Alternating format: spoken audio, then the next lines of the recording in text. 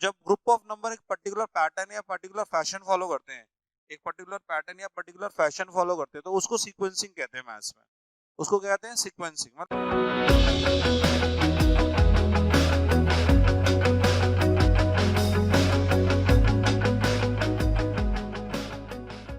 आज हम लोग एक चैप्टर कर रहे हैं सीक्वेंस एंड सीरीज, ठीक है। बहुत इंपॉर्टेंट चैप्टर है मैथ्स का और इजी है, बहुत ध्यान से सुनना है। सबसे पहले सीक्वेंस के अंदर सीक्वेंस और सीरीज में फर्क क्या है, मतलब सीक्वेंसिंग क्या होती है, सीरीज क्या होती है।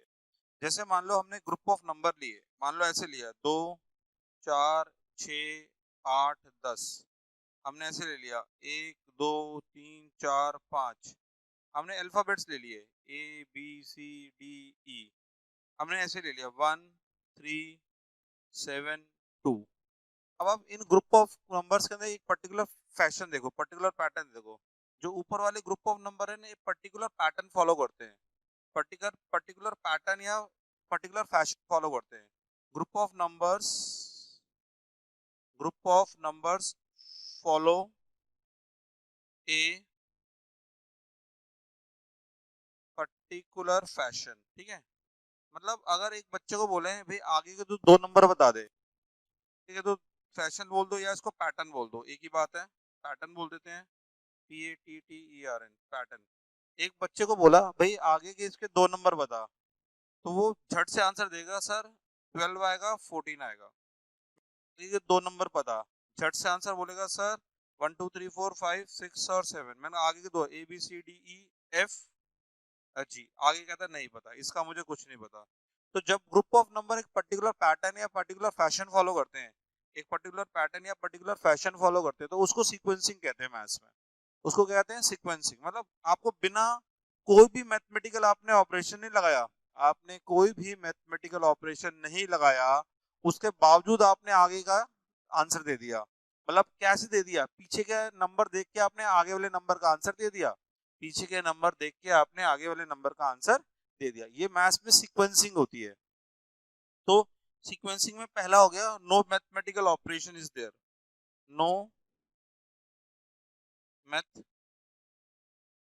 Mathematical operation is there. पहली चीज आपको सबसे छोटे लेवल पे no mathematical operation is there in sequencing, no mathematical operation is there in sequencing, no mathematical operation is there. आपके पास जब कोई मैथमेटिकल ऑपरेशन नहीं होता, आपके पास जब कोई भी मैथमेटिकल ऑपरेशन नहीं होता, आप उसको मैथ्स में सीक्वेंसिंग कहते हैं। आप उसको मैथ्स में क्या कहते हैं? सीक्वेंसिंग, ठीक है। Only nth term is available, only TN ये nth term is available, only nth term is available, ठीक है। Only nth term is there, ठीक है। तो आपको ये पता होना चाहिए सीक्वेंसिंग के अंदर only nth term is there. तो आपको कोई मैथमेटिकल ऑपरेशन नहीं है, no mathematical operation is there, only nth term is available, only nth term is available. इसको मैथ्स में हम बोलते हैं हम सीक्वेंसिंग कर रहे हैं। क्या कर रहे हैं? सीक्वेंसिंग कर रहे हैं। लेकिन अगर हम इसी सीक्वेंसिंग को, सुनो आप ध्यान से, अब मैं जो बोलूंगा, अगर हम इन्हीं नंबर्स के बीच में क्या करें, कोई मैथमेटिकल ऑपरेशन, कोई भी मैथमेटिकल ऑपरेशन अप्लाई कर देते हैं, अगर इन्हीं नंबर्स के बीच में हम कोई भी मैथमेटिकल ऑपरेशन अप्लाई कर देते हैं, जैसे हमने लिखा, मोस्टली हम प्लस को अप्लाई करते हैं, 2 + 4 + 6 + 8 + 10, हमने लिखा 1 + 2 + 3 + 4 + 5 and so on, A + B + C + D + E and so on. तो ये जो होगा ना, ये सीरीज हो जाएगी। क्या हो जाएगी? सीरीज। तो सीक्वेंस और सीरीज का जो बेसिक डिफरेंस है ना, वो आपको आना चाहिए। सीक्वेंसिंग में no mathematical operation is applied, sequencing में no mathematical operation is applied, sequencing में no mathematical operation is applied, no mathematical operation is applied. Sequencing में no mathematical operation is applied, where is in series, where is in sequencing में no mathematical operation is applied, कोई mathematical operation applied नहीं होता, no mathematical operation is applied, ठीक है। where as in series mathematical operation is applied, mathematical operation is applied। तो आपको सबसे पहले सीक्वेंस और सीरीज का डिफरेंस आना चाहिए। सबसे पहले आपको सीक्वेंस और सीरीज का डिफरेंस आना चाहिए। सीक्वेंसिंग में खाली अनेट टर्म होती है और उसी सीक्वेंस को हम किस में कन्वर्ट करते हैं? सीक्वेंस को हमने किस में कन्वर्ट कर लिया? सीरीज में कन्वर्ट कर लिया। सीक्वेंस को हमने किस में कन्वर्ट किया? Sequence is converted into series. Sequence is converted into series. पहली बात। बात नंबर 2, अब बात उठती है सर सीरीज कितने तरह की होती है? सीरीज हमारे वैसे सीरीज कुल मिला के 3 तरह की पढ़ते हैं हम ज्यादातर। एक तो अर्थमेटिक सीरीज पढ़ते हैं, एक ज्योमेट्रिक सीरीज, एक हार्मोनिक सीरीज। ठीक है, अर्थमेटिक सीरीज, ज्योमेट्रिक सीरीज और हार्मोनिक सीरीज। अर्थमेटिक सीरीज पढ़ते हैं, ज्योमेट्रिक सीरीज पढ़ते हैं और हार्मोनिक सीरीज पढ़ते हैं। अर्थमेटिक सीरीज को हम बोलते नहीं, हमें सीरीज पढ़ना है। हम टीचर को बोलते हैं ना सर मैडम हमें एपी पढ़ा दो, मैडम हमें जीपी पढ़ा दो, मैडम हमें एचपी पढ़ा दो। ठीक है, तो हम अब इम्पोर्टेंट बात ये है कि आपने सीरीज छोड़ के प्रोग्रेशन को क्यों पकड़ा? आपको सीरीज अच्छा नहीं लग रहा या कोई बात है? आपने वर्ड सीरीज छोड़ के प्रोग्रेशन को अडॉप्ट किया। तो प्रोग्रेशन शब्द का मतलब क्या है? सबसे पहले प्रोग्रेशन शब्द का मतलब क्या है? प्रोग्रेशन शब्द जब भी कहीं भी लगता है, पूरी मैथ्स में कहीं भी प्रोग्रेशन शब्द अप्लाई होता है, तो आप समझ जाना बढ़ते और घटते क्रम में। आप पहाड़ पे चढ़ रहे हैं तो भी प्रोग्रेशन, आप गड्ढे में गिर रहे हैं तो भी प्रोग्रेशन है। एक पॉजिटिव डायरेक्शन का, एक नेगेटिव डायरेक्शन, दोनों प्रोग्रेशन है। अगर आप ऐसे लिखते हैं 2 4 6 8 10 12, ये एक तरह का प्रोग्रेशन है। और अगर आप ऐसे लिखते हैं 12 10 8 6 4 2, ये भी एक तरह का प्रोग्रेशन है। एक प्रोग्रेशन पॉजिटिव डायरेक्शन का है, एक प्रोग्रेशन पॉजिटिव डायरेक्शन का है, एक प्रोग्रेशन पॉजिटिव डायरेक्शन का है और दूसरा प्रोग्रेशन नेगेटिव डायरेक्शन का है। एक प्रोग्रेशन पॉजिटिव डायरेक्शन का है, एक प्रोग्रेशन कौन सी डायरेक्शन का है? पॉजिटिव डायरेक्शन का।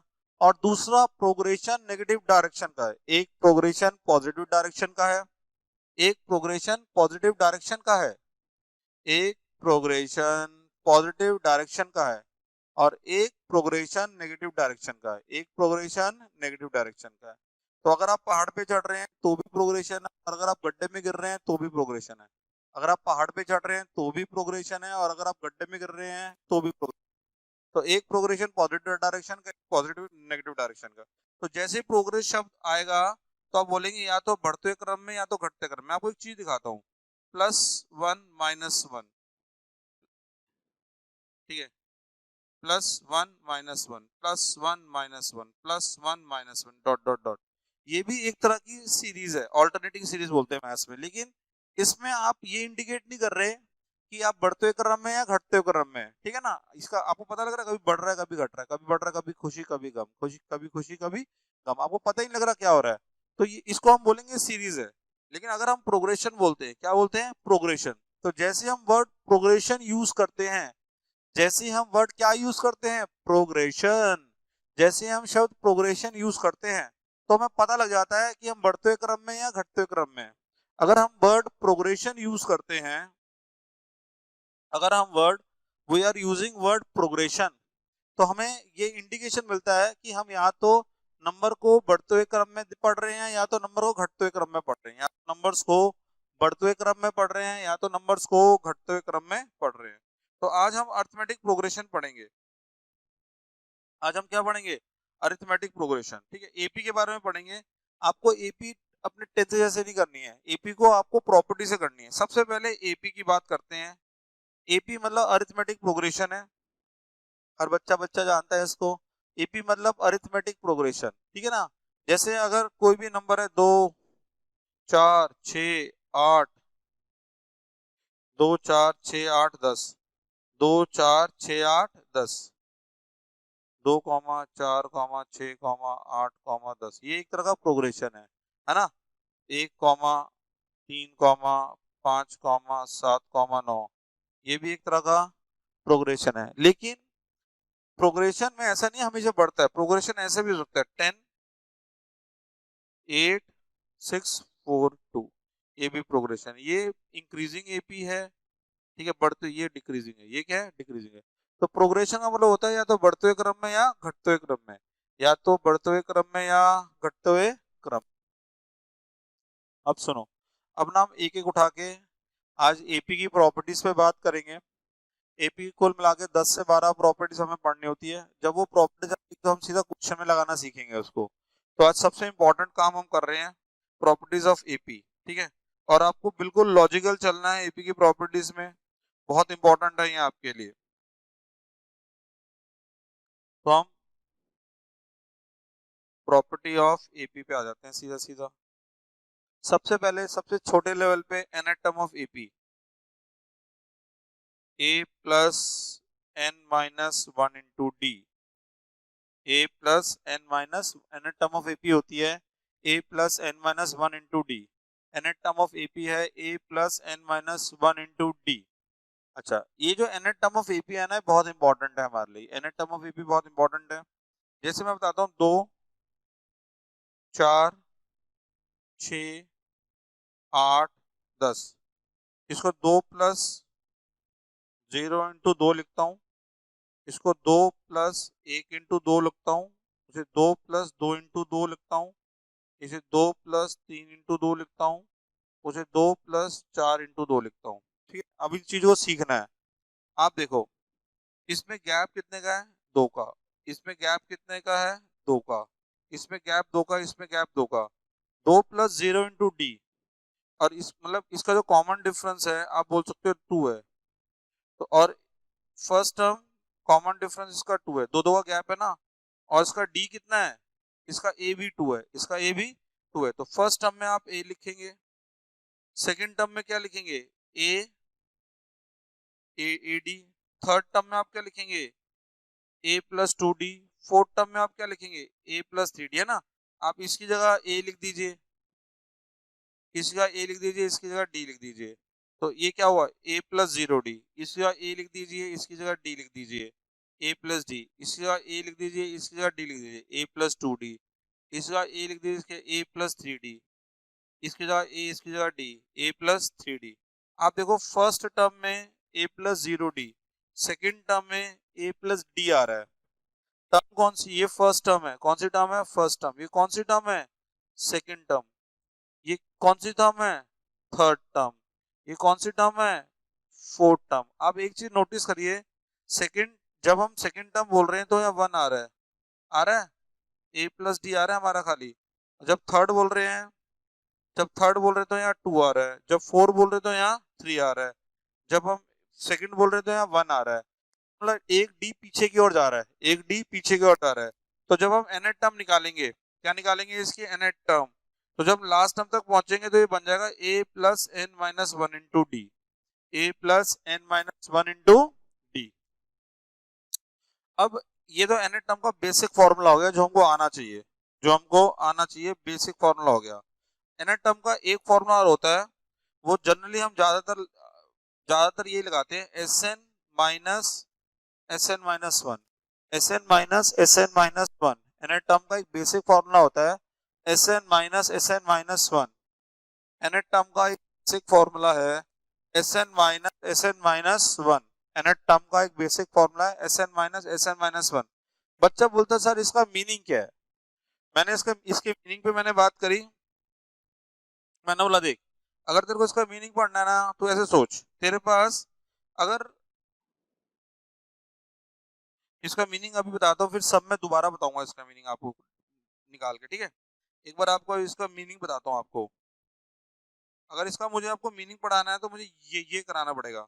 मतलब 2 4 6 8 10, ये सारी टर्म्स हैं। अगर मैं इन सब टर्म का सम देखूं, इस सब टर्म का सम देखूं, तो इसका टर्म कितना होगा? 30। कितना होगा? 30। और अगर मैं इन सारे टर्म का सम देखूं, तो इनका टर्म कितना होगा? 20। और 30 में से जब 20 माइनस होता है तो कितना आता है? 10। आपको समझ में आया? आपने यहाँ तक की टर्म जोड़ी, आपने यहाँ तक की टर्म जोड़ी, आपने यहाँ तक की टर्म जोड़ी, और दोनों को घटाया तो आपका आंसर 10 आ गया। तो इसका मतलब सारी टर्म का जोड़ और लास्ट टर्म तक का जोड़ अगर घटाते तो लास्ट टर्म आ जाती है। कौन सी टर्म आ जाती है? Last term. तो टीएन होता है S N minus one. TN क्या होता है? S N minus one. जो टीएन होता है वो होता है S N minus one, sum of all term minus sum of second last term, sum of all terms minus sum of second last term, sum of all terms minus sum of second last term, sum of all term minus sum of second last. ये जो होती है ये nth term होती है। ये क्या होती है? nth term. Sum of all term minus sum of second last term, sum of all terms minus sum of second last term is known as Tn। Third आपको मेरे साथ जो पढ़ने की जरूरत है, थर्ड देखो आप क्वेश्चन, हम इसमें थर्ड चीज पढ़ो अब एक बार। जो आप थर्ड पढ़ेंगे वो Tn का एक फॉर्मूला और होता है। Tn की ना nth टर्म लीनियर होती है। क्या होती है? Linear. an plus B. Linear आप समझना चाहिए, लीनियर का मतलब जिसकी डिग्री 1 है, लीनियर का मतलब जिसकी डिग्री 1 है। an प्लस बी बोला ना मैंने, जो मैंने an प्लस बी बोला इसमें n की डिग्री 1 है, इसमें n की डिग्री 1 है। तो nth टर्म जो होती है वो हमेशा लीनियर होती है, nth टर्म AP की लीनियर होती है। मैं आपको इसका ना उदाहरण दे सकता हूँ, साइड में करके दिखा सकता हूँ आपको ये क्या सीन है। देखो आप, मैंने एक बार लिखा 2n प्लस 1 और एक बार लिखा 2n स्क्वायर प्लस 1, एक बार 2n प्लस 1 और एक बार लिखा 2n स्क्वायर प्लस 1। जब मैंने इसमें वैल्यू डाली, मैंने n की वैल्यू 1 डाली तो बच्चा बोलता 3 आएगा, मैंने n की वैल्यू 2 डाली तो बच्चा बोलता 5 आएगा, मैंने n की वैल्यू 3 डाली तो बच्चा 7 बोलता है, 4 डाली तो कितना आएगा? 9 आएगा, एंड सो ऑन चलता जाएगा। उस अब मैंने इसमें डाली n की वैल्यू 1 डाली 3, मैंने n की वैल्यू इसमें 2 डाली तो 4 इंटू 2 8, 8 इंटू प्लस 1 9। मैंने n की वैल्यू इसके अंदर 3 डाली, जैसे मैंने 3 डाली तो 9 इंटू 2 और यहाँ क्या आ जाएगा? 18, 19। मैंने n की वैल्यू 4 डाली, जैसे मैंने 4 डाली तो मेरा आंसर आएगा 33। तो आपको इतनी छोटी सी बात आनी चाहिए, इतनी छोटी सी बात आनी चाहिए कि ये जो nth टर्म है, ये जो nth टर्म है, सुनो मेरी बात, ये जो nth टर्म है यहाँ देखो, इसमें कितने कितने का गैप है। अब यहाँ पर देखो, इसमें गैप सेम है, देखो इसका गैप सेम नहीं है, इसका गैप सेम नहीं है।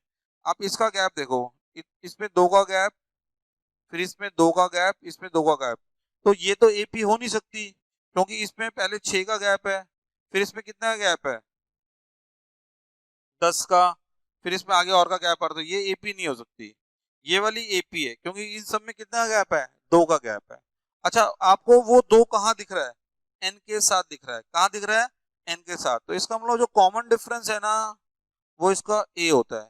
तो जो एन का कोफिशिएंट है, एन का कोफिशिएंट है वो इसका कॉमन डिफरेंस है। वो एन का जो कोफिशिएंट है, एन का कोफिशिएंट, एन का जो कोफिशिएंट है वो सीरीज का क्या है? Common difference.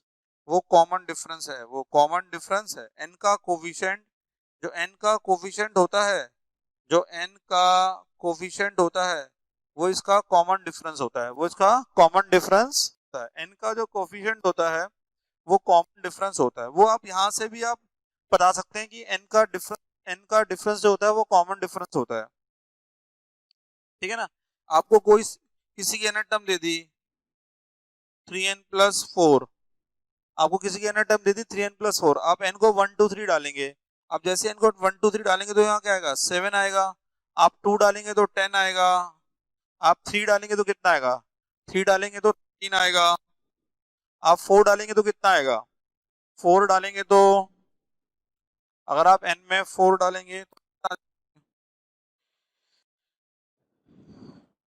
आपने n में 1 डाला 7, 2 डाला, 4 डालेंगे तो 16 आएगा, एंड सो ऑन। तो देखो इसमें कितने का गैप है? 3 का, 3 का, 3 का गैप है। तो और इसका कॉमन डिफरेंस भी कितना है? 3 है। इसका कॉमन डिफरेंस भी कितना है? तो जो n का कोफिशिएंट होता है ना वो कॉमन डिफरेंस होता है, जो n का कोफिशिएंट होता है वो कॉमन डिफरेंस होता है। आप इस फॉर्मूले से भी आप बता सकते थे, मैं बताता हूँ इस फॉर्मूले से कैसे। n का जो फॉर्मूला होता है ये इसका कॉमन डिफरेंस है, ये इसका कॉमन डिफरेंस है। फॉर्मूले से कैसे है वो भी मैं आपको बता देता हूँ, कोई दिक्कत नहीं है। देखो आप एक बच्चा कहता सर इस फॉर्मूले को ऐसे लिखना चाहता हूँ, मैंने बोला कैसे लिखेगा बता, कहता a plus N minus one into d है, इसको अगर हम खोलते हैं, इसको अगर हम खोलते हैं तो इसको हम ऐसे लिखते हैं a plus n d minus d, इसको मैं ऐसे लिख दूं a minus D plus n d लिख सकते हैं। देख ले ये कॉमन डिफरेंस है, तो एन का कोफिशिएंट क्या है, एन का कोफिशिएंट ये होगा, तो ये इसका कॉमन डिफरेंस है, तो यहाँ से भी पता लगा सकते हैं। तो आपको जो शॉर्ट में जो बातें याद रखनी है एपी करते समय, जो शॉर्ट में आपने बातें याद रखनी है एपी करते समय, भाई एपी में एन टर्म में तीन मोटी मोटी बातें हैं, एपी की एन टर्म में तीन मोटी बातें हैं। सबसे पहली बात, जो एन टर्म ऑफ एपी है वो a plus N minus one into d है, एन टर्म ऑफ एपी है वो a plus N minus one into d है, एन टर्म ऑफ एपी है a plus N minus one into d. एक जो t n है वो क्या है, एस एन माइनस वन, जो टीएन है वो क्या है, S N minus one. N term of AP जो होती है वो होती है N plus B, N term of AP क्या होती है, एन प्लस बी। और जो कॉमन डिफरेंस आता है, जो कॉमन डिफरेंस आता है वो किससे आता है, डी के कोफिशिएंट से। जो कॉमन डिफरेंस आता है वो किससे आता है, डी के कोफिशिएंट से। तो सबसे पहली हमने पढ़ी एन टर्म ऑफ एपी, क्या पढ़ा, N term of AP is in three forms, N term of AP is in three forms. अब सेकंड पॉइंट पे आते हैं हम, देखो एपी के अंदर दूसरे नंबर पे जो होती है वो कहते हैं हम सफिक्स प्रॉपर्टी, हम कहते हैं सफिक्स प्रॉपर्टी। मतलब उस मतलब इसका मतलब क्या है वो देखो आप, हम दूसरी बात कर रहे हैं, अभी हमने एन टर्म खत्म कर ली, अब सेकंड पॉइंट पे आते हैं। मैं सिंपल सिंपल उदाहरण से आपको बताता हूँ कि इसका मतलब क्या है। देखो एपी में दूसरी प्रॉपर्टी ऐसी होती है, जैसे मान लो आपने कोई एपी लिखी 2 4 6 8 10 12, ठीक है, फिर आप फर्स्ट और लास्ट टर्म को जोड़ेंगे, सेकंड और सेकंड लास्ट टर्म को जोड़ेंगे, थर्ड और थर्ड लास्ट टर्म को जोड़ेंगे। अगर आप फर्स्ट और लास्ट टर्म को जोड़ते हैं तो इसका आंसर आता है 14, ठीक है। उसी तरह अगर मैं बोलता हूं आप इसको जोड़ते हैं और इसका आंसर कितना आता है 14, मैं बोलता हूँ थर्ड और थर्ड लास्ट टर्म को जोड़ते हैं आप, थर्ड और थर्ड, इसका आंसर कितना आता है, अगर आप थर्ड और थर्ड लास्ट टर्म को जोड़ते हैं, थर्ड और थर्ड लास्ट टर्म को ऐड करते हैं, तो इसका आंसर भी कितना आता है 14। तो आपने एक चीज नोट करी, सिंपल सी बात, कि फर्स्ट और लास्ट टर्म, सेकंड और सेकंड लास्ट टर्म और थर्ड लास्ट टर्म का सम हमेशा सेम है, फर्स्ट और लास्ट है ना। अगर आप इसको नंबर दे देते हैं, मैंने बोला इसको नंबर देता हूँ, मैं बोलता कैसे दूंगा, मैंने बोला एक का नंबर A1 है, एक का नंबर A2 है, एक का A3, एक का A4, एक का A5, एक का A6। अगर आप ऊपर वाली ऑब्जर्वेशन से बोलते हैं तो आप ऐसे बोलेंगे sir A1 plus A6 equal to A2 plus A5 equal to A3 plus A4। तो आप देखें इसमें नीचे बड़ी पर्टिकुलर चीज है, बच्चा बोलता क्या, मैंने बोला बहुत सिंपल सी बात है, देख 1 प्लस 6 कहता 7, 2 प्लस 5 कहता 7, 3 प्लस 4 7। तो फर्स्ट और लास्ट टर्म, सेकंड और सेकंड लास्ट टर्म, थर्ड और थर्ड लास्ट टर्म का जो सम होता है ना वो हमेशा बराबर होता है। First sum of first and last term equidistance from starting and beginning, the sum of the term equidistance from starting and beginning in also same. Sum of the term, इसको हम language में ऐसे लिख सकते हैं, sum of term equidistance from starting and beginning is, sum of the term from starting and beginning is always same, sum of the term from starting and last लिखना था, starting and last is always same। ये बहुत अच्छी, बहुत golden statement है, sum of the sum from starting and last is always same, sum of the term equidistant from last and sum is same। तो इससे आपने क्या कंक्लूजन निकाला, इससे आपने कंक्लूजन निकाला a1 plus an equal to a1 plus an equal to a2 plus an minus one equal to a3 plus an minus three and so on. आप इसको सम करके देख लेना, 1 plus n n minus two आएगा, 1 plus n, इसका सम बिल्कुल बराबर है। पहली प्रॉपर्टी बहुत सिंपल सी है जो मैंने आपको पढ़ा दी, आप कोई भी एपी उठाएं, कोई भी एपी आपने उठा लिया, मान लो 3, 6, 9, 12, 15 और टर्म्स उठा ली, 12, 18 और 2 से मल्टीप्लाई कर देना 18। तो फर्स्ट और लास्ट टर्म, सेकंड और सेकंड लास्ट टर्म, थर्ड और थर्ड लास्ट टर्म का जो सम होता है ना भाई, हमेशा बराबर होता है। हमेशा क्या होता है? बराबर। तो आज के बाद क्या बोलेंगे? Sum of the term equidistance from starting and last is always same. The sum of the term equidistance, the sum of the term, the sum of the term from last and equidistance is always same. The sum of the term from and last and same is always same. The sum of the term from last same is always same. ये आपको आना चाहिए, ये आपको आना चाहिए। पहली बात जो मैंने आपको कराई है आपको, ठीक है। अगर मैं बात नंबर 3 करूं आपके साथ, थर्ड बात करता हूं, बहुत इंपॉर्टेंट है आपके साथ। बात नंबर 3 सुनो, बात नंबर 3 करनी है। Sum of the term, the sum of the term from last and beginning is always same. The sum of the term from last and beginning is always same. The sum of the term from last and beginning is always same. यहां तक आया आपको? ठीक है। बात number 3 करेंगे, important बात है, आपको समझ में आ जाएगा, मैं जो बोलूंगा परफेक्ट समझ में आएगा आपको। अगर हम एपी में कोई भी कांस्टेंट ऑपरेशन ऑपरेट करते हैं, जैसे कुछ भी plus minus multiply same number से, AP will remain AP, AP will remain AP, AP will remain AP. अगर हम एपी में कोई भी कंसेक्यूटिव नंबर से ऑपरेट करते हैं, अगर हम एपी को किसी भी कंसेक्यूटिव नंबर से या किसी भी कंसेक्यूटिव कांस्टेंट नंबर से ऑपरेट करते हैं, AP will remain AP. AP will behave in same manner as the operation will behave, या AP will remain unchanged when mathematical operation is applied through a constant number. AP will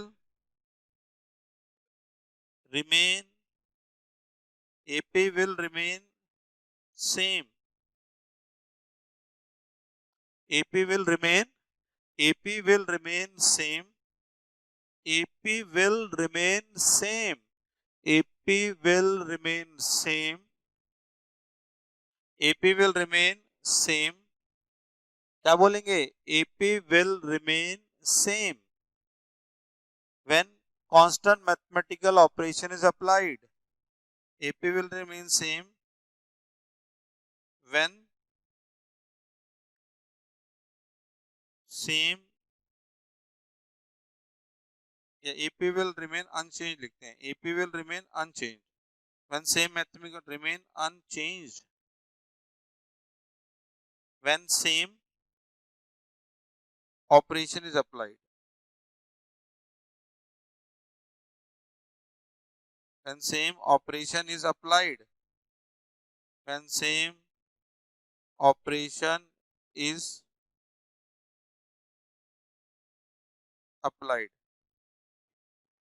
and same operation is applied.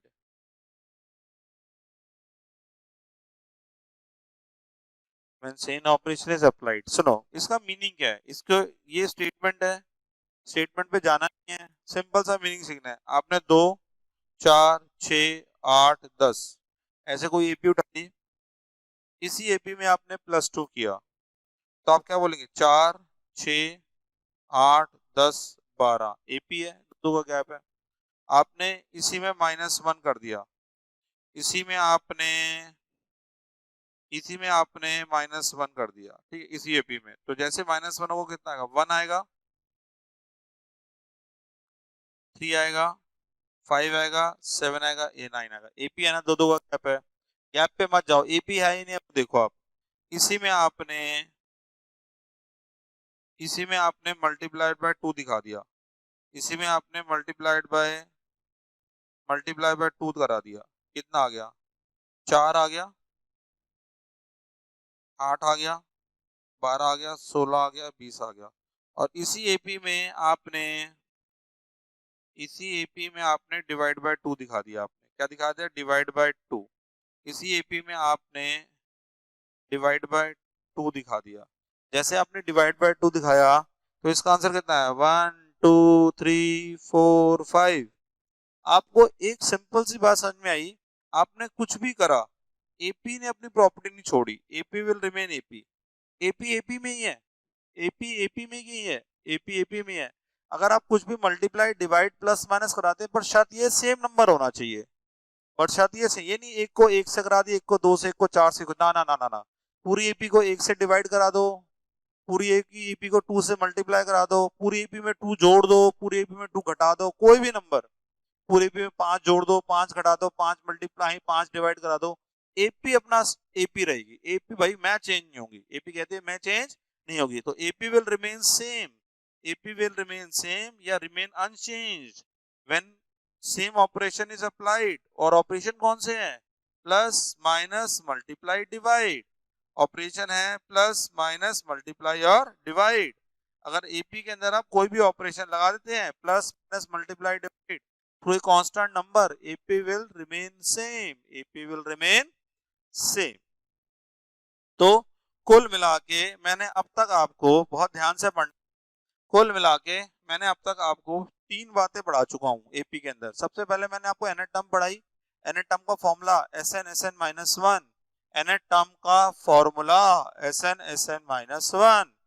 कुल मिला के मैंने इसके अंदर तीन बातें पढ़ाई। पहले मैंने एस एन पढ़ाया, एस एन एनएट टर्म का फॉर्मूला, एनएट टर्म का formula a plus N minus one into d. दूसरा मैंने टी एन पढ़ाया, एस एन माइनस वन। पता एपी की एनएट टर्म है, जो एपी की है, एपी की जो एनएट टर्म है वो ए एन प्लस बी। एपी की एनएट टर्म ए एन प्लस बी होती है, एपी की एनएट टर्म ए प्लस बी होती है। ठीक है, फिर मैंने प्रॉपर्टी पढ़ाई कि पी के अंदर लोग, अगर हम लोग एपी के अंदर फर्स्ट और लास्ट टर्म को जोड़ते हैं, सेकंड और सेकंड लास्ट टर्म को जोड़ते हैं, थर्ड और थर्ड लास्ट टर्म को जोड़ते हैं, उनका जोड़ हमेशा एक आता है। तो the sum of the equidistance from the sum of the term equidistance from starting and last, sum of the term equidistance from starting and last is always same, sum of term equidistance from starting and last is always same। तो ये property आनी चाहिए। फिर हमने क्या करा, AP will remain unchanged when same operation is applied, AP will remain unchanged when same operation is applied, AP will remain unchanged when same operation is applied, AP will remain unchanged when same operation is applied।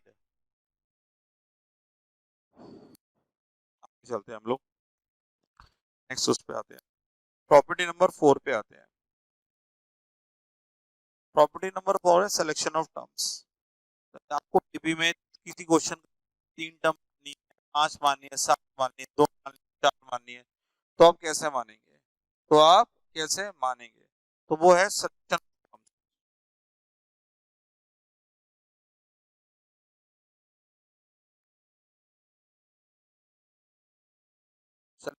Terms. Selection of terms हम पढ़ रहे हैं, selection of terms. ठीक, selection of terms में सुनो मेरी बात ध्यान से, selection of term odd number of term माननी होगी या इवन माननी होगी, तो दोनों का प्रोसेस होता है मानने के लिए। तो हम यहाँ पर एक साइड में लिख देते हैं ऑड, एक साइड में लिख देते हैं इवन। ऑड की ऑड में एक ही मिडल टर्म होती है, odd odd number of terms 3 है, इनकी मिडल टर्म सेकंड होगी, 5 है, 5 की मिडल टर्म थर्ड होगी, 7 है, ठीक है ना। तो ऐसे ऑड एक ही मिडल टर्म होती है, ऑड के अंदर जैसे 7 है, 7 की मिडल टर्म चौथी होगी, तो एक ही मिडल टर्म होती है, तो odd contain only one middle term, only one middle term. अच्छा, स्मॉलेस्ट ऑड नंबर क्या होता है? 1, स्मॉलेस्ट ऑड नंबर 1, तो इसका कॉमन डिफरेंस फिक्स है 1D, इसका कॉमन डिफरेंस फिक्स है 1D। और जो एक मिडल टर्म है ना, उसकी वैल्यू A है, उसकी वैल्यू A है। तो अगर आपको जैसे टर्म माननी है, तो सबसे बीच में आप A लिख देंगे पहले, पहले 3 टर्म मानते हैं। अब यहाँ पर इसमें से डी घटाएंगे, इसमें से डी जोड़ेंगे, तो ये आपने 3 टर्म मान ली एपी की। कितनी टर्म मान ली? एपी की 3 टर्म मान ली आपने। डी घटा दिया, डी जोड़ दिया, डी घटा दिया, डी जोड़ दिया, अपने डी घटा दिया, डी जोड़ दिया। मान लो 5 टर्म है, तो पहले आप 3 टर्म तक तो पहुंचेंगे ही। आप इसमें डी जोड़ देंगे, इसमें डी घटा देंगे, तो टोटल कितनी टर्म्स हो गई? 5 टर्म्स हो गई। टोटल कितनी टर्म हो गई? 5 टर्म्स। मान लो आपको 7 टर्म माननी है, कोई टेंशन थोड़ी अपने को।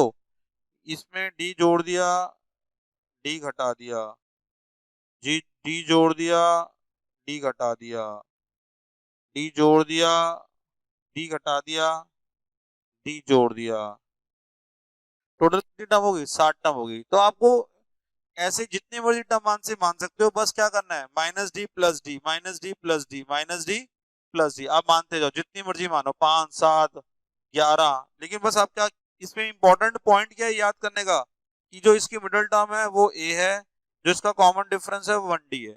जो मिडिल टर्म है वो ए है, और जो कॉमन डिफरेंस है वो 1D है। जो मिडिल टर्म है वो ए है, जो मिडिल टर्म है वो ए है, और जो कॉमन डिफरेंस है वो 1D है। जो मिडिल टर्म वो ए है, और जो कॉमन डिफरेंस है वो 1D है। कॉमन डिफरेंस क्या है इसका? 1D। बात नंबर 2 करता हूं आपके साथ, बहुत बेहतरीन बात। इसमें जो मिडल टर्म होती है, याद रखना आप लोग, इसमें जो मिडल टर्म होती है वो 2 होती हैं, a माइनस डी और a प्लस डी। और जो इसका स्मॉलेस्ट इवन नंबर क्या होता है? एक तरह से 2 होता है, तो इसका कॉमन डिफरेंस होता है 2D। क्या होता है? 2D। मिडल टर्म 2 होती है, a माइनस डी और a प्लस डी। इसमें 2 मिडल टर्म होती है, a माइनस डी और a प्लस डी। इसमें 2 मिडल टर्म होती है, a माइनस डी और a प्लस डी। और जो इसका कॉमन डिफरेंस होता है ना, जो इसका कॉमन डिफरेंस होता है वो 2D होता है। कॉमन डिफरेंस क्या होता है इसका? 2D। कॉमन डिफरेंस इसका 2D होता है। तो जैसे आप में इसके अंदर टर्म्स माननी है, जैसे इसके अंदर आपने टर्म्स माननी है, देखो कैसे माननी है वो देखो आप। आपने अगर 2 टर्म बोली हो तो a माइनस डी और a प्लस डी लिख देना है। अगर आपको 4 टर्म बोली हो तो यहाँ माइनस 2D करना है, और यहाँ प्लस 2D करना है, होगी 4 टर्म। अगर आपको 6 टर्म बोली हो तो आप क्या करेंगे, इसी के अंदर यहाँ माइनस 2D करेंगे, और यहाँ प्लस 2D करेंगे, तो कितनी टर्म होगी? 6 टर्म होगी। तो बस इसके अंदर क्या करना है, minus 2D plus 2D, minus 2D plus 2D, minus 2D plus 2D। और पहले वाले में क्या करना था, minus D plus D, minus D plus D. तो आपको याद क्या करना है इसके अंदर? बच्चा कहता है मुझे याद क्या करना है, मैंने कुछ मत, ये 2 बातें याद कर बस, और कुछ मत याद कर। इसकी मिडिल टर्म याद कर, इसका कॉमन डिफरेंस याद कर, इसका मिडिल टर्म याद कर, और इसका कॉमन डिफरेंस याद कर, इसका मिडिल टर्म याद कर, और इसका कॉमन डिफरेंस याद कर, इसका मिडिल टर्म याद कर, और इसका कॉमन डिफरेंस याद कर। इसका मिडिल टर्म याद करेंगे, और इसका क्या याद करेंगे हम? Common difference. इसका मिडिल टर्म याद करेंगे, और इसका क्या याद करेंगे? Common difference. क्या याद करेंगे? Common difference. इसकी मिडिल टर्म याद करेंगे, इसकी मिडिल टर्म याद करेंगे, और क्या याद करेंगे? इसका कॉमन डिफरेंस। क्या याद करेंगे? इसका कॉमन डिफरेंस। इसकी मिडिल टर्म याद करेंगे, और इसका कॉमन डिफरेंस याद करेंगे। इसकी मिडिल टर्म याद करेंगे, और इसकी कॉमन डिफरेंस याद करेंगे। आ जाओ 5th पे आ जाओ, 5th पे आ जाओ। अब होती है, तो मैंने आपको कुल मिला के अब तक 4 पॉइंट पढ़ा दिए है ना। लास्ट में आपको पूरी समरी बना के दूंगा इसकी, जब क्लास एंड करूंगा। वो समरी आपने बहुत कंसंट्रेशन से याद करनी है। आपको पूरी एपी बिल्कुल बाय हार्ट आती होगी, आपको कोई टेंशन नहीं होगी एपी में करने में, ठीक है। और बहुत सारी नई नई बातें बताऊंगा। अब मैं 2 पॉइंट और कराना चाहता हूँ आपको। एक कराना चाहता हूँ sum of n terms of AP, एक कराना चाहता हूँ sum of n terms of AP, एक कराना चाहता हूँ sum of n terms of AP, sum of n terms of AP, एक कराना चाहता हूँ sum of n terms of AP. S n, s n का फॉर्मूला जो होता है वो तो सब बच्चों को आता है, n/2 2a plus n minus 1 into d. अच्छा, अब सबसे पहले बच्चा पूछता है सर ये फॉर्मूला बना तो क्यों बना, मतलब आपने ये फॉर्मूला निकाला कैसे। पहले तो ये क्वेरी है उसकी, ये फॉर्मूला आपने बनाया तो कैसे बनाया और ये फॉर्मूला आपने निकाला कैसे। सबसे पहली क्वेरी है कि ये फॉर्मूला आपने कैसे बनाया और ये फॉर्मूला आया कैसे। तो बहुत सिंपल सी बात है इसके अंदर, देखो भाई, अगर आप एपी में ऐसे टर्म मान लेते हैं A1 A2 A3 A4 AN तक, एक बार आप एपी को सीधा लिखिए, इसी एपी को एक बार आप उल्टा लिखिए, इसी एपी को उल्टा लिखिए। उल्टा कैसे लिखेंगे वो देखो आप, A1 AN-1 AN-2 A1। अगर आप इन दोनों एपी को जोड़ देते हैं तो वो 2s आता है। क्या आता है? 2s। अगर इन दोनों को जोड़ देते हैं तो यहाँ पर क्या होगा, A1 प्लस AN, यहाँ पर क्या होगा A2 प्लस AN-1, यहाँ पर क्या होगा A3 प्लस AN-2 और लास्ट में क्या होगा A1 प्लस AN। अभी अभी मैंने आपको एक सफिक्स प्रॉपर्टी कराई, अभी अभी मैंने आपको है ना, पहले मैंने क्या करा, इन दोनों को जोड़ा, फिर इन दोनों को ऐड किया, फिर इन दोनों को ऐड किया, फिर इन दोनों को ऐड किया। और उस सफिक्स प्रॉपर्टी में मैंने आपको सीधा सीधा एक बात बताई, मैंने बोला A1 प्लस AN जो होता है, A1 प्लस AN जो होता है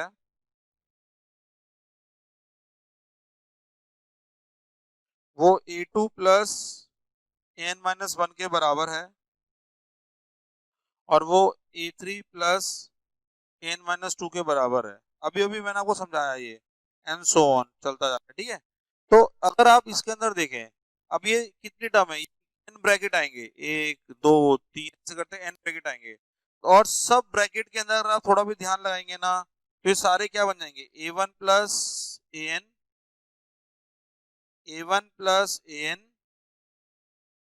A1 प्लस AN, क्योंकि बराबर है ना सारे। आपको मेरे ख्याल से आपने बात पकड़ ली होगी मेरी। इसको मैंने किससे रिप्लेस किया, A1 प्लस AN से। इसको किससे रिप्लेस किया, A1 प्लस AN से रिप्लेस किया। इसको मैंने इससे रिप्लेस कर दिया तो आपको समझ में आया ये नंबर ऑफ ब्रैकेट्स n थे, ये नंबर ऑफ ब्रैकेट्स कितने थे, n थे। अगर ये नंबर ऑफ ब्रैकेट्स आपके n थे, सुनो मेरी बात, अगर ये नंबर ऑफ ब्रैकेट्स आपके n थे तो आपको ये भी समझ में आएगा, s equal to n/2 A1 plus AN, s is equal to n/2 A1 plus AN, s is equal to n/2 A1 plus AN। और जो A1 प्लस AN है ना, बहुत इंपॉर्टेंट है भाई। इसको मैं क्या लिखता हूँ, लास्ट टर्म तो है ये n/2 A plus n-1 into d, n/2 2a plus n-1 into D. तो ये किसका फॉर्मूला बन गया, sum of n terms of AP का। किसका फॉर्मूला बना लिया हमने, sum of n terms of AP का। हमने फॉर्मूला बनाया sum of n terms of AP का, हमने फॉर्मूला बनाया सम ऑफ का, ठीक है। हमें sum of n terms of AP का फॉर्मूला बनाया। अब सुनो मेरी बात, यहां तक आपको समझ में आया, हमने sum of n terms of AP का फॉर्मूला बना लिया, ठीक है। अच्छा सुनो आगे की बात सुनो, ये बहुत इंपॉर्टेंट है, इससे हम पूरा SN समझ सकते हैं।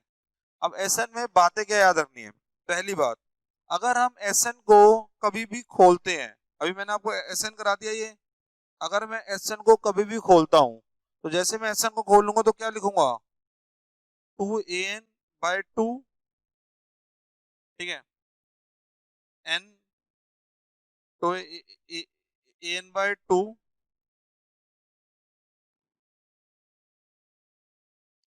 और क्या लिखूंगा, n² 2 minus ND/2, 2AN/2 n² D/2 minus ND/2। बहुत सिंपल सी बात बता रहा हूँ, 2AN/2 n² D/2 ND/2 लिखूंगा।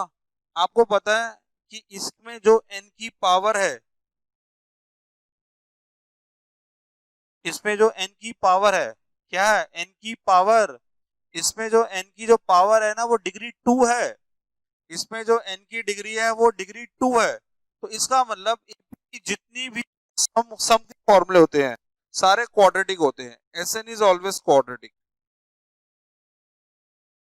इज ऑलवेज क्वाड्रेटिक, मतलब Sn हमेशा ज्यादातर an² प्लस bn की फॉर्म में होता है ना। मैंने आपको Tn बताया था ना, Tn ज्यादातर an प्लस की फॉर्म में होता है। जो Sn होता है किस फॉर्म में होता है? Sn होता है an प्लस b की फॉर्म में। Sn किस फॉर्म में होता है? Sn होता है an² प्लस bn की फॉर्म में। Tn होता है वो an प्लस b की फॉर्म में होता है, और जो Tn होता है वो an प्लस b की फॉर्म में होता है। Sn होता है an² प्लस bn की फॉर्म में, और जो Tn होता है वो an प्लस b की फॉर्म में होता है, और जो Tn होता है वो an प्लस b की फॉर्म में होता है, an प्लस b की फॉर्म में होता है। ठीक है ना। अब सुनो मेरी बात, अगर अगर इसके अंदर अब एक चीज और पढ़ेंगे मेरे से कि कोई भी, मान लो जैसे मैंने एन टर्म से डी निकाला, इसमें से मुझे डी निकालना है, इसमें मुझे डी निकाल, तो मुझे डी में कैसे कैसे निकालना है वो इंपॉर्टेंट है। अगर मुझे इसमें से डी निकालना है तो मुझे डी को कैसे कैसे निकालना है वो मेरे लिए इंपॉर्टेंट है। सुनो ध्यान से, बड़े प्यार से सुनेंगे। मैंने एक ऐसे मान लिया, let S N be 3n² plus 4n, let S N be 3n² plus 4n। ठीक है, हमेशा आपको इसी फॉर्म में मिलेगा ये, ऐसे 3n² plus 4n, 5n² plus 6n, 7n² plus 8n, ऐसे कुछ मिलेगा आपको। आपको इसकी टेंशन नहीं लेनी है, ठीक है। an² प्लस bn मिलेगा, ऐसा कुछ मिलेगा। अच्छा, आपने अभी मैंने आपको बताया कि आप Sn को ऐसे लिख सकते हैं, n² d/2 2a n/2 minus n/2 लिख सकते हैं, n/2। आप इसको लिख सकते हैं ऐसे, हाँ जी बिल्कुल लिख सकते हैं। अगर आप इन दोनों टर्म्स को कंपेयर करना चाहते हैं, अगर आप इन दोनों टर्म्स को कंपेयर करना चाहते हैं, आप दोनों कंपेयर करना चाहते हैं, कहते हैं सर कंपेयर कैसे करेंगे ये सिखा दो आप हमें। मैंने कुछ नहीं है भाई, इसको 3n² के इक्वल रख दे। ये भी Sn है, ये भी Sn है, ये बस एग्जांपल दे रहा हूं ताकि आपको याद रहे। इक्वल टू इसके इक्वल डाल, n² d/2 minus n² d/2, n² d/2 plus 2n/2 minus n/2। अब देख दोनों साइड में n² किसके पास है? दोनों में n² किसके पास है? ये दोनों n² इनके पास है ना, तो इनको भाई को बाहर बुला ले, इन भाई को बाहर बुला ले। ये कंपेयर कर दिया हमने n² को। अब आपको देख के हैरान हो जाएगा, ये n² से n², ये n² से n² कट जाएगा, ये n² से n² कट जाएगा, और d की वैल्यू 6 आएगी। डी की वैल्यू कितनी आ जाएगी? 6। तो पता है मैंने क्या सीखा? मैंने एग्जांपल ही क्यों लिया, प्रूविंग क्यों नहीं सिखाई? इस चीज से सीखा, जो भी n² का कोफिशिएंट होता है अगर उसका डबल कर देते हैं तो कॉमन डिफरेंस आता है। अगर n² के कोफिशिएंट का डबल करेंगे, for finding the common difference we have to twice the coefficient of n²। मैं लिख देता हूँ गोल्डन स्टेटमेंट हमारे लिए, फॉर, यहाँ आपके लिए साइड में दिखा देता हूँ, for finding the coefficient of n², for finding the coefficient of n², for finding common difference in 10, double the coefficient of x², n², double the coefficient of n².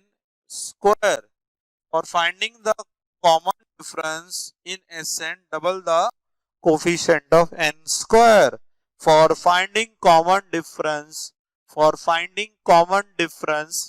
double the, for finding common difference, double the coefficient of n square. For finding common difference, double the coefficient of n square. For finding common difference, double the coefficient of n square. आपको ये समझ में आ गया? ठीक है, अब तो आप सीधा आप कभी सॉल्व नहीं करेंगे, आपको मैंने ऐसे दिया Sn equal to Pn square plus Qn, बोला कॉमन डिफरेंस निकाल, सीधा आंसर 2Q बिना सॉल्व किए। क्यों? n स्क्वायर का कोफिशिएंट 2p, सीधा आंसर 2p। ठीक है, मैंने आपको कोफिशिएंट ऑफ स्क्वायर क्या है? p है, इसका डबल कर दे, कॉमन डिफरेंस आ गया, इसका डबल कर दे, कॉमन डिफरेंस आ गया। अच्छा, अगर मैं आपको बहुत सिंपल सी बात करूं, और सिंपल एक चीज और सिखाता हूं इसमें कि Sn से Tn पे कैसे आना है, Sn से Tn पे कैसे आना है वो आपको सिखाता हूं, और बहुत नॉर्मल तरीके से सिखाऊंगा, बहुत इजी सिखाऊंगा। देखो आप एक बार ध्यान से, बिल्कुल आपको रूट लेवल से बातें सिखा रहा हूं, ये सारी बातें अपने नोट्स बनाने हैं ताकि आपको दिक्कत ना हो। ठीक है, मैंने बोला Sn आपका मान लो a स्क्वायर Bn है, मान लिया Sn आपका, मैंने बोला तो बच्चा बोलता है सम ऑफ फर्स्ट टर्म, ठीक है, इक्वल टू T1। मैंने बोला S2, कहता सम ऑफ वन टर्म लिख देता हूँ, वो ज्यादा बेटर है आपके लिए, सम ऑफ वन टर्म। बच्चा बोलता है sum of two term, T1 plus T2। मैंने बोला S3, some of first terms. बच्चा बोलता है T1 plus T2 plus T3। मैंने बोला Sn ऑफ एन होता है T1 plus T2 plus T dot T। ठीक है, फिर से बताता हूँ, मैंने बोला सम ऑफ फर्स्ट टर्म क्या होगा? T1। मैंने बोला सम ऑफ फर्स्ट टू टर्म क्या होगा? T1 plus T2। मैंने बोला सम ऑफ फर्स्ट थ्री टर्म। अच्छा सुनो, अगर मैं यहां ऐसे करता हूं, देखना बड़े ध्यान से, अगर मैं S2 माइनस S1 करता हूं, अगर मैं S2 में से S1 को घटाता हूं, S2 ऊपर लिखता हूं, नीचे S1 लिखता हूं, आप खुद देखना, T1 प्लस T2 नीचे T1, अगर मैं इन दोनों को घटा देता हूं तो यहाँ S2 माइनस S1 आएगा, ये T1 से T1 कट जाएगा, आंसर T2 आएगा। तो देखो T2 आ गया। उसी तरह अगर मैं S3 माइनस S2 करता हूं तो यहाँ क्या, T1 plus T2 plus T3, यहाँ क्या होगा? यहाँ पर आ जाएगा हमारे पास T1 प्लस T2। अगर मैं इन दोनों को माइनस करता हूं, अगर मैं इन दोनों को माइनस करता हूं, तो अगर इन दोनों को माइनस करता हूं तो ये कट जाएगा, तो क्या होगा? S3 minus S2 equal to T3। उसी तरह अगर मैं वो निकालता हूँ Sn ऊपर में लिख Sn, Sn क्या होगा? T1 plus T2 plus T3 T n minus one plus Tn। Sn minus one क्या होगा?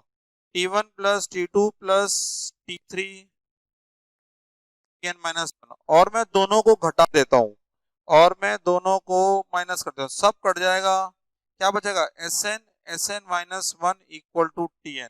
और ये फॉर्मूला मैंने आपको पीछे लिखवाया है, ये फॉर्मूला मैंने आपको पीछे लिखवाया, ये सबके फॉर्मूले से मैं ऐसे पहुंचा हूं, यहाँ पर सबके फॉर्मूले से मैं यहाँ पर ऐसे पहुंचा हूं। तो Sn जो Tn होता है वो क्या होता है? Sn minus one.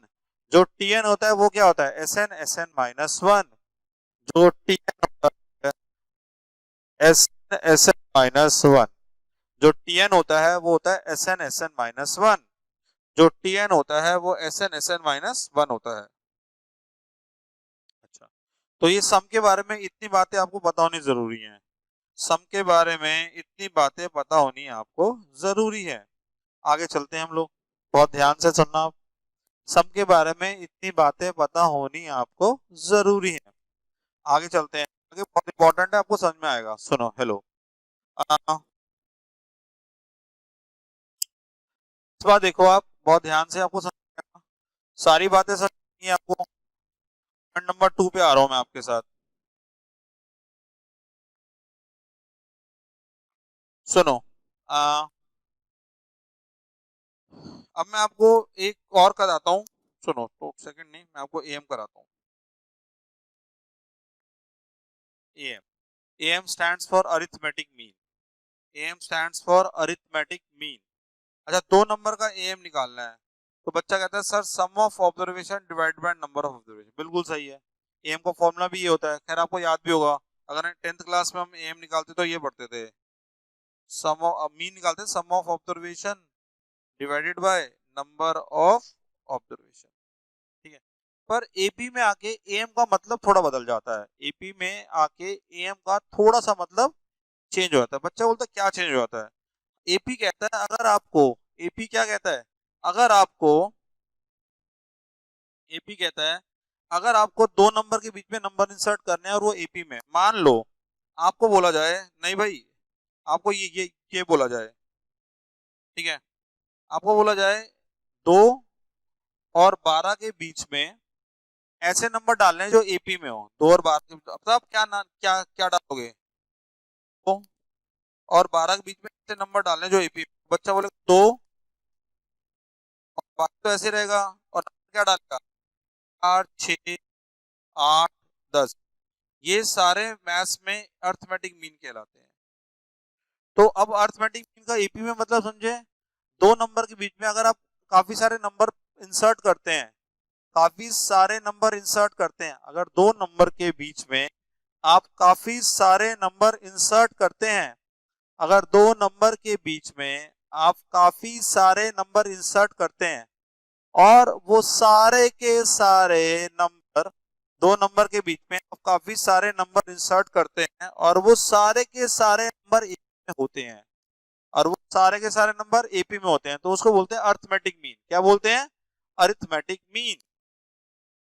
अच्छा, अब अरिथमेटिक मीन को अगर हम वैसे देखें, अगर मैं आपको अरिथमेटिक मीन को सिंपली बिल्कुल लैंग्वेज की फॉर्म में पढ़ाऊं, तो मुझे क्या पढ़ाना है? ए और बी 2 नंबर है, उसके बीच में A1 A2 A3 AN। ए और बी 2 नंबर है, उसके बीच में A1 A2 A3 AN, ऐसे नंबर हैं।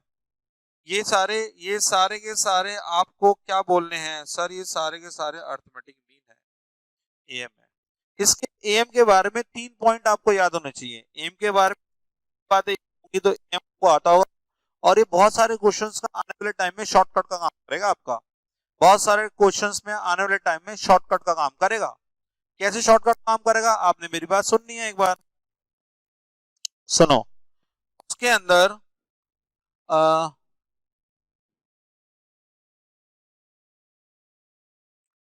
मैं आपको सबसे पहले बोलूं कि इन सब एम का सबसे पहले बोलता हूं, इन सब से सब एम का ना सम निकालना है।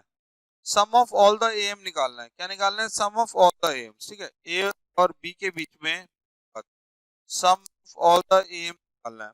तो आप ऐसे लिखेंगे A1 A2 A3 AN into A+B/2। इसका मैं आपको उदाहरण साथ साथ दिखाऊंगा ताकि आपको बातें समझ में आए। 2, 4, 6, 8, 10 और 12। आप ना सबसे पहले इन सब टर्म को जोड़ लो, पहले जोड़ लो। 4+6+8+10। तो बच्चा इसका आंसर देता है सर इसका आंसर क्या है? इसका आंसर है 10, इसका आंसर आ रहा है आपका 28। कितना आ रहा है? 28 आ रहा है। ठीक है, मैंने बोला इसका एम निकाल ले, इसका एम निकाल ले। कहते हैं इसका एम क्या होगा? 2+12/2 14/2 7। और वो 7 इंटू कितने एम थे? ये 4 थे ना, इसलिए इंटू 4 करा। ये N total number of term नहीं है, एन नंबर ऑफ एम्स है, तो भी आंसर कितना आ रहा है? 28 आ रहा है। तो भी आंसर क्या आ रहा है? 28। तो दोनों केस में 28 आंसर आ रहा है। दोनों केस में 28 आंसर आ रहा है। दोनों केस में 28 आंसर आ रहा है। तो ये आंसर 28 है और ये आंसर कितना है? 28 है। ये दोनों के दोनों आंसर क्या है? 28 है। तो ये दोनों 28 हुए कैसे? मतलब बच्चा कहता है सर ये प्रॉपर्टी कैसे हुई? आप मानते हो ये सारे एपी में होंगे? ये सारे एपी में होंगे, हाँ जी एपी में होंगे। अच्छा, एपी का पता सम क्या होता है?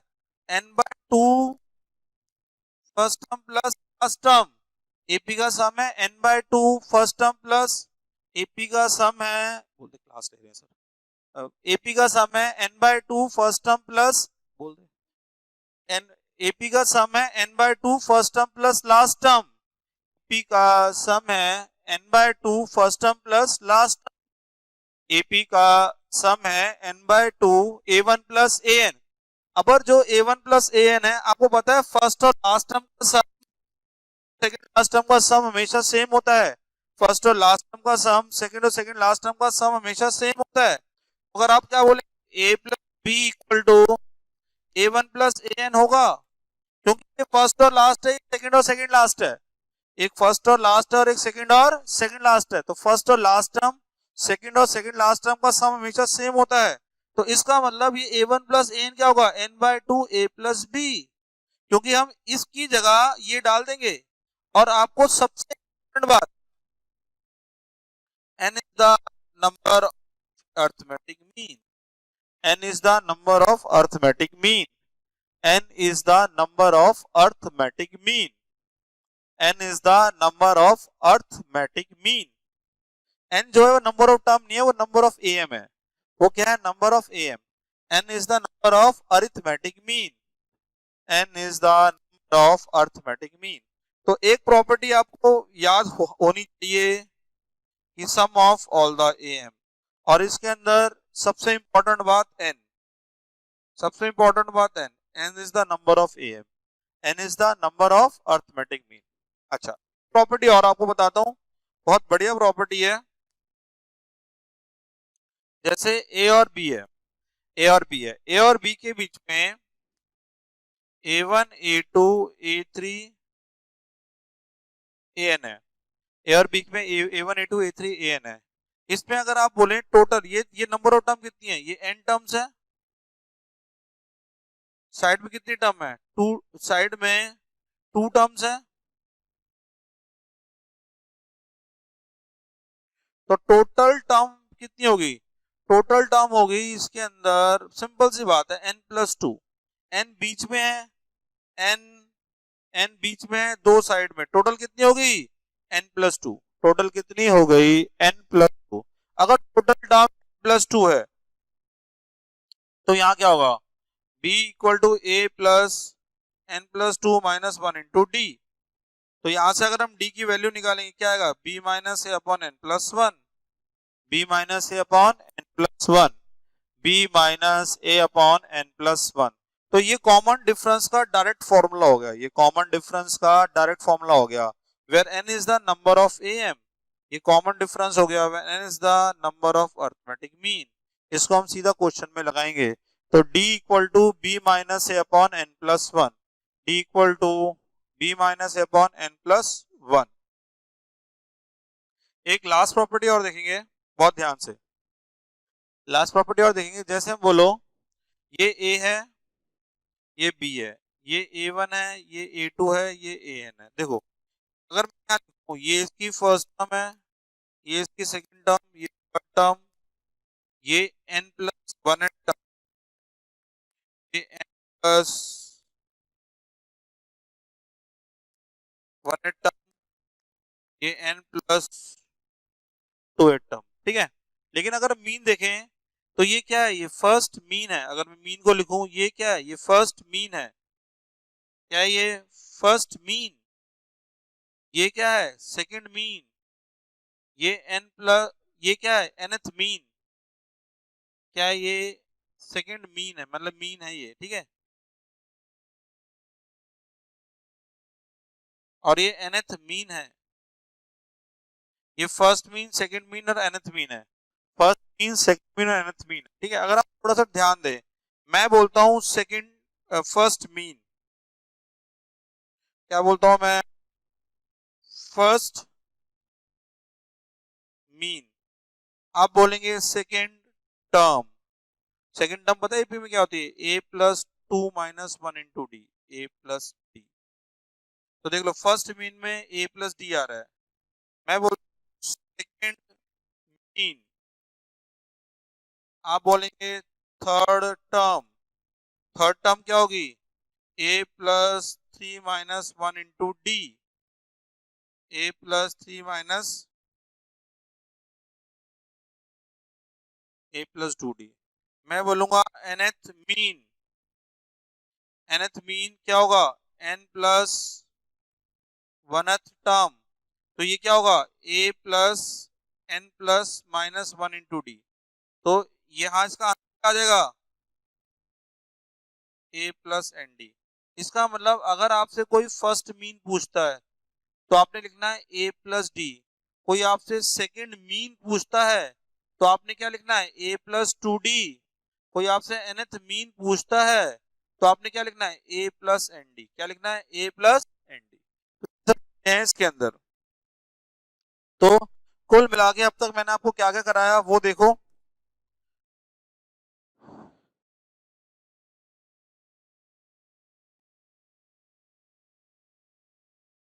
सबसे पहले मैंने आपको सीक्वेंस और वो कराया, सीक्वेंस और सीरीज। सीक्वेंस में क्या है, कोई मैथमेटिकल ऑपरेशन नहीं होता, सीरीज में मैथमेटिकल ऑपरेशन होता है। ठीक है, सीक्वेंस में खाली एन टर्म होती है, खाली एन टर्म होती है।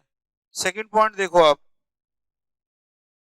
सेकंड पॉइंट, एपी तीन तरीके की होती है। क्या AP, arithmetic series, geometric series, harmonic series. AP को हमने अर्थमेटिक सीरीज को अर्थमेटिक प्रोग्रेशन क्यों बोला, क्योंकि वो बढ़ते हुए क्रम में या घटते हुए क्रम में है। उसके बाद मैंने आपको ए भी बताया, टू या तो बढ़ते हुए क्रम में या घटते हुए क्रम में है। उसके बाद मैंने आपको एपी की प्रॉपर्टी में सबसे पहले एन टर्म पढ़ाई, सबसे पहले एन टर्म पढ़ाई। एन टर्म क्या होती है, a plus N minus one into d, s n s n a n plus b. एक चीज मैं और आपको बता देता हूँ, इसके अंदर बहुत इंपॉर्टेंट है, आपके काम आएगी। जो लास्ट टर्म होती है ना, वही होती है a plus N minus one into d. अगर इसमें से मुझे बोला कि तेरे को उसकी वैल्यू निकालनी है, एन की वैल्यू निकालनी, तो मतलब मैंने क्या याद करा, L minus A upon D equal to N minus one. तो एन का फॉर्मूला भी मेरे को आना चाहिए, L minus D plus one. ये एन का फॉर्मूला बहुत इंपॉर्टेंट है, बहुत काम आएगा आपके। L N equal to L minus L equal to, L equal to क्या होगा, L equal to, L equal to क्या हो, एन इक्वल टू क्या होगा, L minus A by D plus one, l minus a plus d plus one. फिर मैंने आपको बताया कि sum of the term equidistance from last and same is always same. फिर मैंने आपको बताया AP will remain unsame if constant number is, if constant number is multiplied plus और डिवाइडेड। फिर मैंने आपको बताया सिलेक्शन ऑफ टर्म, है ना, ऑड टर्म और इवन टर्म माननी सिखाई, ऑड टर्म और इवन टर्म माननी सिखाई। ठीक है, मिडिल टर्म ए वन डी ऑड के केस में, इवन में ए माइनस ए प्लस जी और टू डी। फिर मैंने आपको एस एन कराया, एस एन में फॉर्मूला कराया n by 2 2a plus n minus 1 d to find out the common difference, double the coefficient of n square, double the coefficient of n square। फिर मैंने आपको tn equal to S N minus one निकालना सिखाया। फिर जो M होता है वो a plus B by two होता है, एम क्या होता है a plus B by two. और जो बीच वाले जितने नंबर होते हैं ना, उसको मैथ्स में एम बोलते हैं। फिर इसका सम जरूर याद कराना है, a one a n n into a plus B by two. फिर डी का फॉर्मूला जरूर याद करना है, बी माइनस ए अपॉन एन प्लस बी। और मीन लगाया, फर्स्ट मीन सेकंड मीन, है ना। वैसे टर्म को तो वो क्या बोलेंगे, अगर सेकंड टर्म होगी तो ए प्लस डी, लेकिन अगर सेकंड मीन होगा तो ए प्लस टू डी बोलना है। अगर एन टर्म होगी तो a plus N minus one d, लेकिन अगर एन मीन होगा तो ए प्लस एन डी बोलना है। ठीक है, इतना मैंने कराया है। नेक्स्ट क्लास में आपको क्वेश्चंस कराऊंगा इसके।